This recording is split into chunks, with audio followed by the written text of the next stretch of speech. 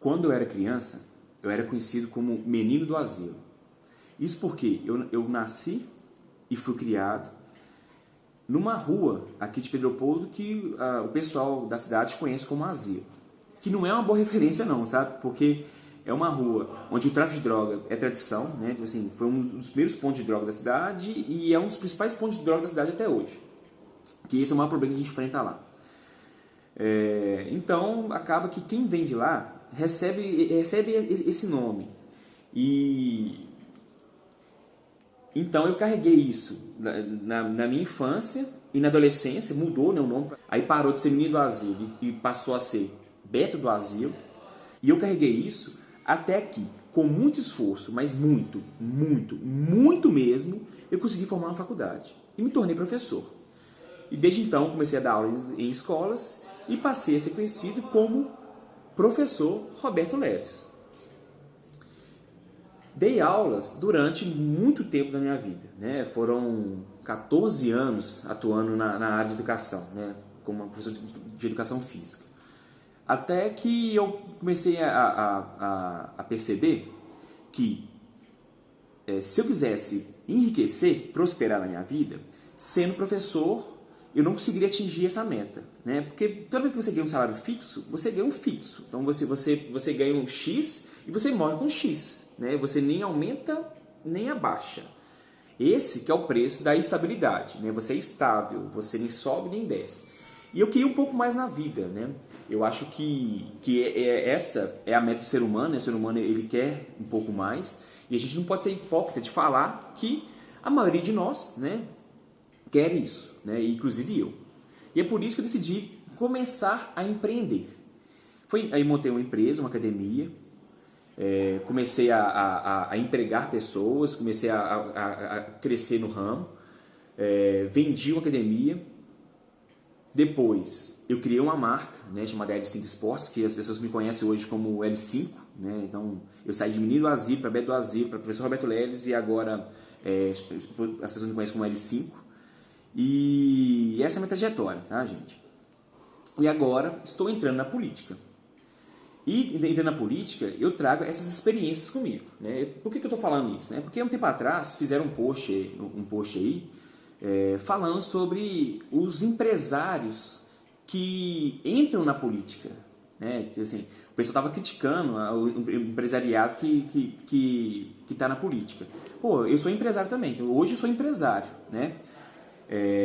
Então eu estou começando esse vídeo com esse depoimento que é para justificar, né, a entrada dos empresários dentro do sistema político. E eu gostaria, nesse vídeo de hoje, falar um pouco sobre como você deve gerir, né? Eu quero trazer a minha experiência como gestor, né? Eu estou na frente de uma empresa, já tem aí, né, vai fazer 11 anos, né? Comecei a empreender em 2009 e eu queria compartilhar algumas coisas aqui e trazer essas coisas para dentro da política, né? Então, eu vou falar hoje sobre as prioridades de uma gestão, né? Quando você for pensar em gerenciar alguma coisa, você tem que levar em consideração alguns pontos como esse aqui. Vamos lá? Olha só. Então, a primeira coisa que a gente tem que pensar para ter uma gestão eficiente é traçar uma meta, né? Então, por exemplo, vou dar um exemplo aqui. Então, a nossa meta no esporte seria atender 5.000 pessoas por mês. Essa é a meta inicial. Aí, o segundo ponto é você criar um plano para que você consiga atingir a sua meta. Então, assim, a minha meta é atingir 5.000 pessoas. Então, assim, o que eu tenho hoje e o que eu vou ter amanhã? Em quanto tempo, né? Qual vai ser a meta de curto, médio e longo prazo? Então, assim, será que eu consigo atender 5.000 pessoas em um ano? Em 2 anos, em 3 anos, em 4 anos, sabe? E tudo isso parte do que a gente tem hoje no momento. Assim, quanto que a gente tem hoje de atendimento no esporte? Ok? Depois, então, você criou o plano. Criando o plano, você procura um administrador para executar esse plano. Então, você precisa, com o plano na mão, você vai procurar alguém com as qualidades necessárias que você tem para executar esse plano. Depois, você vem e descobre um local, né? Então você já tem uma meta, você tem um plano, você tem alguém para executar o plano, aí você parte para descobrir um local, né? Então, por exemplo, a gente está falando de esporte. Então, a meta deve ser o CEPEL atender 5.000 pessoas por mês. Aí a gente vai avaliar quantas pessoas hoje utilizam o CEPEL em Pedro Leopoldo. Dentro dessas pessoas, como que elas utilizam? Quem utiliza o ginásio? Quem utiliza o campo? Quem utiliza as quadras que estão lá do lado de fora? Quem utiliza a área para caminhada? Né? Você faz esse levantamento. Né?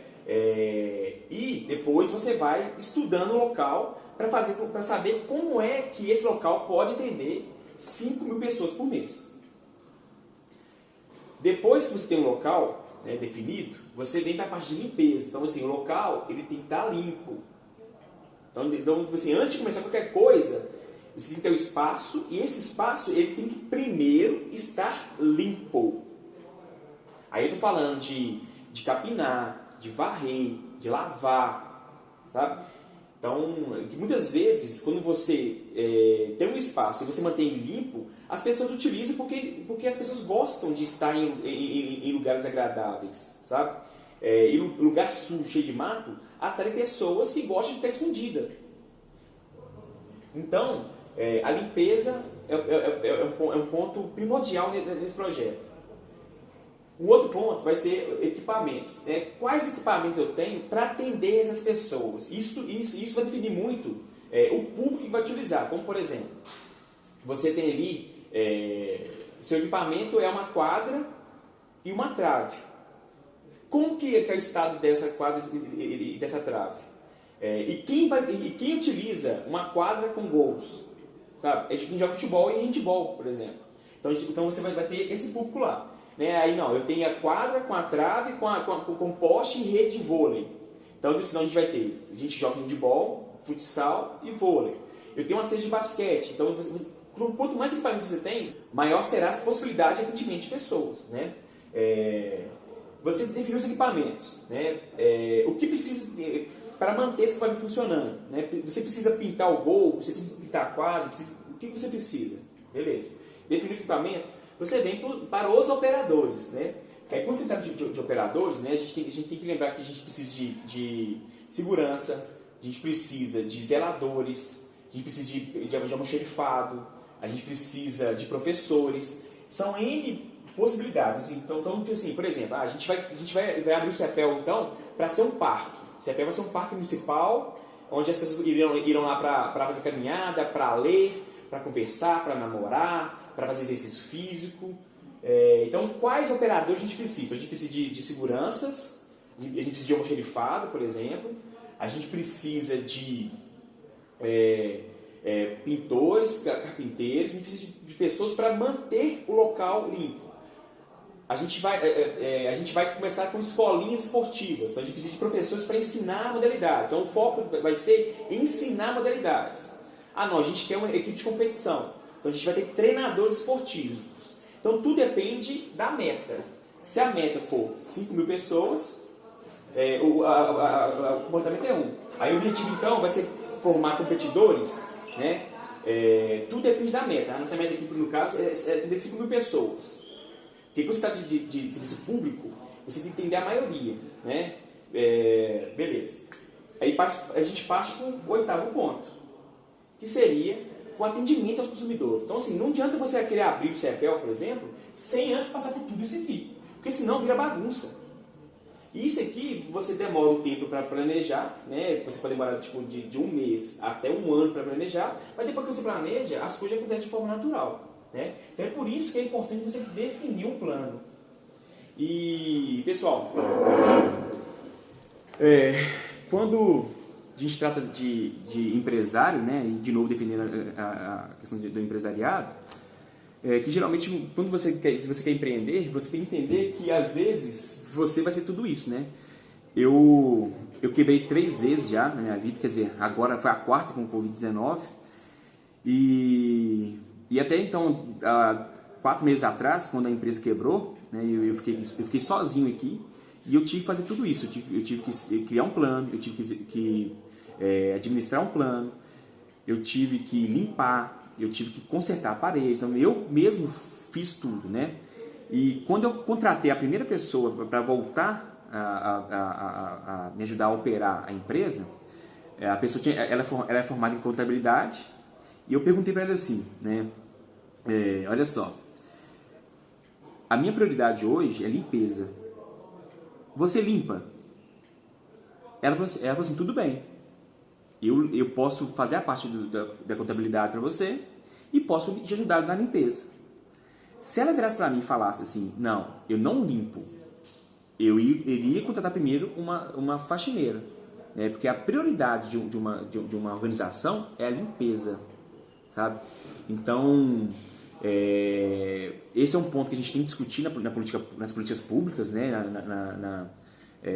Como a gente vai lidar com os serviços públicos, né? Que eu acho que o que a gente não pode deixar morrer é a limpeza, né? Porque a limpeza ela atrai pessoas com boas intenções, lugares limpos e claros, eles são mais propícios para serem utilizados, né? Evita doenças, evita uma série de coisas, né?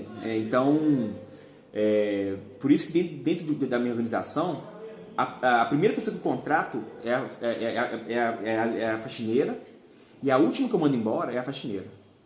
E eu acho que a gente tem que seguir uma linha parecida com essa na política, sabe? Eu acho que o que não pode parar é a limpeza urbana, né? E o CEPEL hoje ele precisa ser mais limpo. Então, pessoal, é isso aí, né? Comenta aí o que você acha sobre esse vídeo, e se puder me ajudar na minha campanha, né? Nessa pré-campanha que eu estou fazendo aí, por favor, compartilhe esse vídeo. Valeu, tamo junto, hein?